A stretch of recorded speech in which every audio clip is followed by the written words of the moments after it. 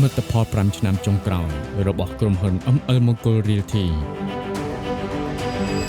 ចាប់តាំងពីឆ្នាំ2020ដល់ឆ្នាំ2025គឺត្រឹមរយៈពេល5ឆ្នាំប៉ុណ្ណោះក្រុមហ៊ុន ML Mongol Realty បានបង្កើតសមិទ្ធផលរហូតដល់ទៅ5គម្រោងធំៗឆ្នាំ2020គម្រោង The ML Villa ជាគម្រោងវីឡាប្រណិតបែប Classic ដំបូងគេបង្អស់របស់ក្រុមហ៊ុន ML Mongol Realty ដែលស្ថិតក្នុងតំបន់ភាគខាងត្បូងរាជធានីភ្នំពេញរចនាឡើងដោយរួមបញ្ចូលគ្នានូវប្រណិតភាពសោភ័ណភាពផាសុកភាពនិងឯកជនភាពសម្រាប់ការរស់នៅ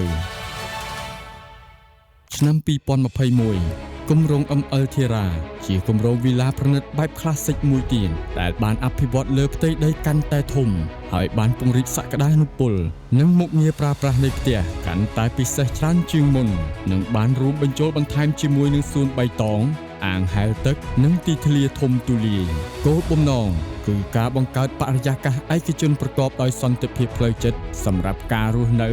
ការសម្រាកលំហែនិងការជួបជុំក្រុមគ្រួសារ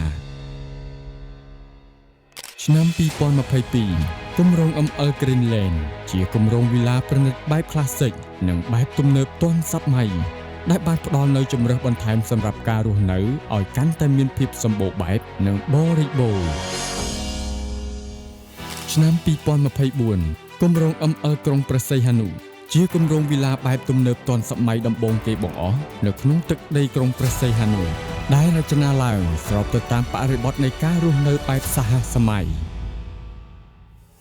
ឆ្នាំ2025គម្រោង ML Scenery ជាគម្រោងវីឡាបែបទំនើបទាន់សម័យនិងកំពុងទទួលបានការគាំទ្រខ្លាំងនៅលើរចនាបថទាក់ទាញគួរឲ្យចង់រស់នៅហើយស្ថិតក្នុងតំបន់ភាគខាងត្បូងរាជធានីភ្នំពេញជាតំបន់កំពុងអភិវឌ្ឍលេចធ្លោបំផុតមួយបច្ចុប្បន្នគម្រោង ML Scenery សាងសង់បាន 65% ហើយក្រុងនឹងបញ្ចប់ការសាងសង់នាពេលដ៏ខ្លីខាងមុខនេះសម្រាប់ឆ្នាំ